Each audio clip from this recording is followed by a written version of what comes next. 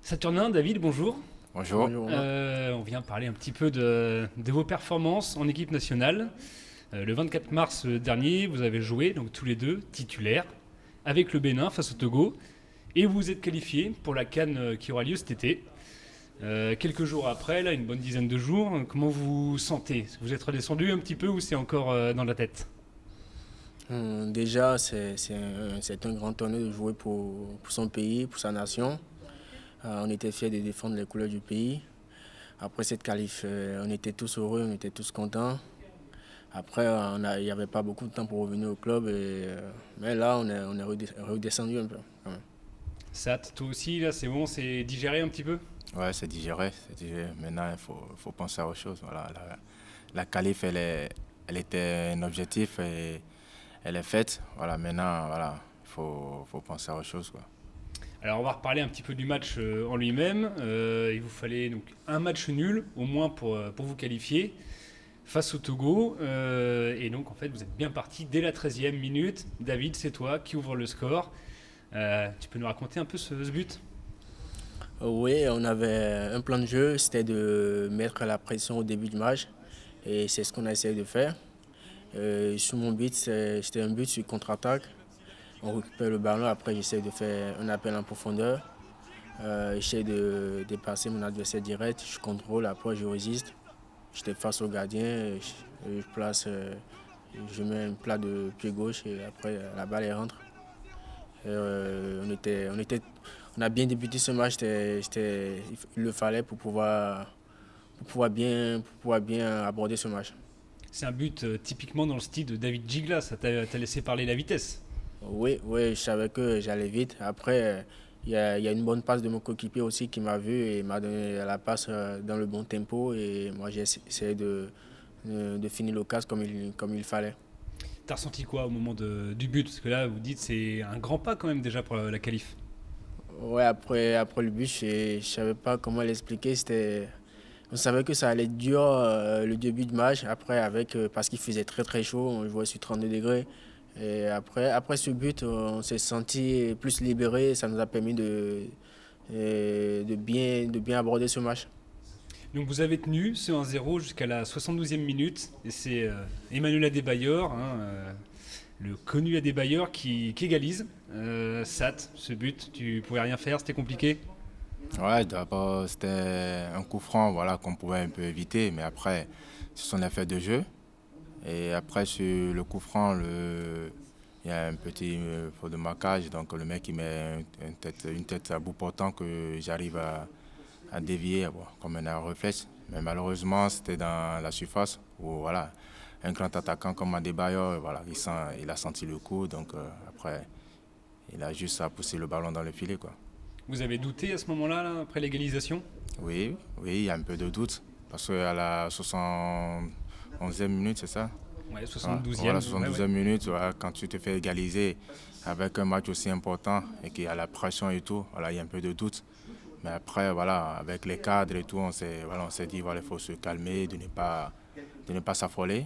Et heureusement, voilà, on a eu un contre aussi qu'on a pu maîtriser, mettre le deuxième but qui nous a vraiment libérés, quoi. Alors justement, ce deuxième but, il arrive quelques minutes après. Vous avez bien agi à la 84e. C'est Steve Mounier, un ancien de Ligue 1, qui marque le but décisif. Quand on voit les images, le stade a complètement explosé. Toi justement, Sat, qui était à l'autre bout du terrain, comment t'as vécu ce but? C'était quoi ta réaction? C'était vraiment énorme. Parce que voilà, moi-même j'avais vibré dans le but. Parce que voilà, quand tu vois ce deuxième but qui libère totalement un peuple et qui libère tout le monde, voilà, on s'est dit voilà, le travail est fait. Et voilà, quel que soit le résultat jusqu'au bout, maintenant on sait que voilà, on serait qualifié pour la CAN. Voilà, l'objectif est atteint, quoi. Alors, il restait quand même derrière une dizaine de minutes. On y croit, mais ça devait paraître long quand même, David, non? Ouais, les 15 dernières minutes, ça a été vraiment long et on était tous debout sur le banc de touche. Après ce but de Steve Mounier, on savait que ça allait se faire. On était tous debout, on essayait d'encourager ceux qui étaient sur le terrain. Et quand l'arbitre a sifflé la fin du match, on était tous en joie, on courait partout et tout le monde était heureux. Alors justement, vous étiez heureux, il y a de quoi. Vous pouvez nous rappeler, ça faisait combien de temps que le Bénin attendait cette qualification pour la CAN? Ça fait 9 ans. 9 ans. Depuis 2010, la dernière participation. Ouais, ça commence à faire long du coup quand même. Ouais. Donc je suppose, c'est évident, pour vous c'est une fierté d'avoir participé à cette qualif. Ouais, c'est une fierté de représenter son pays, de participer à cette qualification. Et en plus, ça et moi, on l'avait déjà joué avec les jeunes. Et maintenant, on la participe avec la A aussi. Et ça serait bien de faire une bonne CAN et défendre ses couleurs. Alors tous les deux, là, vous jouez ensemble évidemment ici au Chamois, vous jouez ensemble en équipe nationale. Ça fait quoi de vous retrouver comme ça, là, entre clubs et sélection? Non, de toute façon, il y a pas, on est habitué depuis près de 6 ans maintenant qu'on se côtoie en sélection, en club. Bon, en club, ça fait pratiquement 3 ou 4 ans. Mais en sélection, on se côtoie depuis toujours. On est tout le temps ensemble, même on partage la chambre ensemble. Même en sélection junior, voilà, on a tout fait ensemble. Voilà, on s'habitue déjà, voilà, c'est une famille, tout est normal, quoi. Il n'y a pas d'appréhension, de pression, de quoi que ce soit. Ok, alors après c'était le retour, hein, on a pu voir quelques images, notamment sur ton Instagram, Sat. C'était la folie dans les rues, les motos qui suivaient le bus. Vous pouvez nous raconter un petit peu cette ambiance-là? C'était un truc de fou. Les supporters étaient heureux, tout le peuple.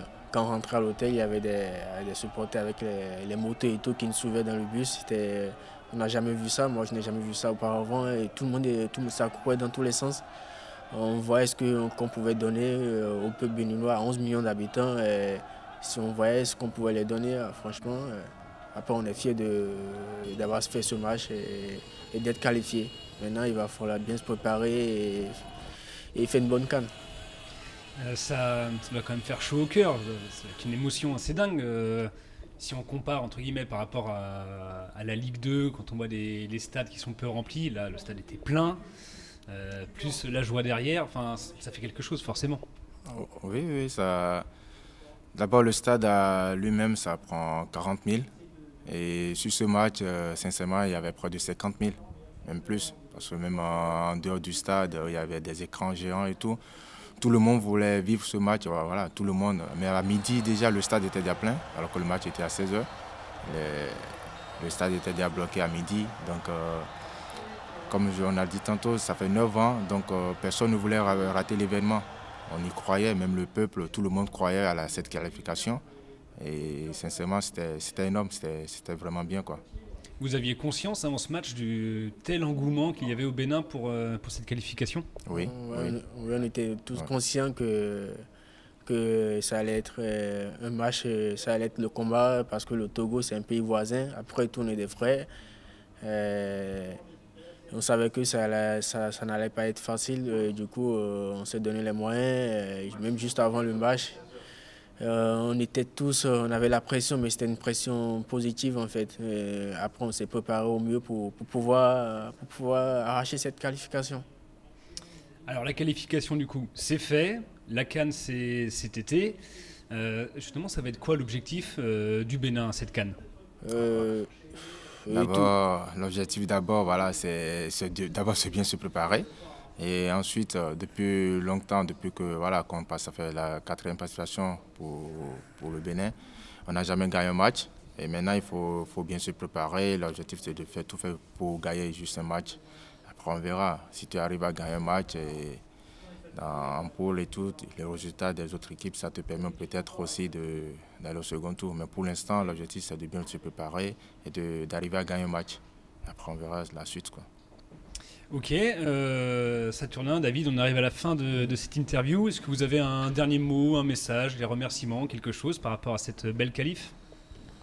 On va juste remercier tous ceux qui nous ont encouragés durant ce parcours pour cette qualification. On va tous remercier les supporters, le peuple béninois, ceux qui sont de loin, de près, qui nous supportent, et les remercier de continuer à y croire.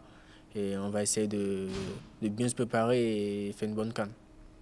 Sat, rien à rajouter?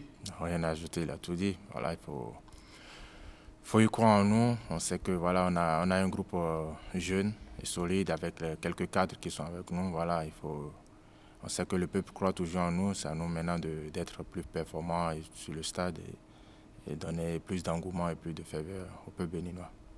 Ok, bien merci beaucoup à tous les deux. Encore bravo pour cette belle qualification et évidemment on vous suivra de près cet été pour la CAN. Merci. Merci. Merci.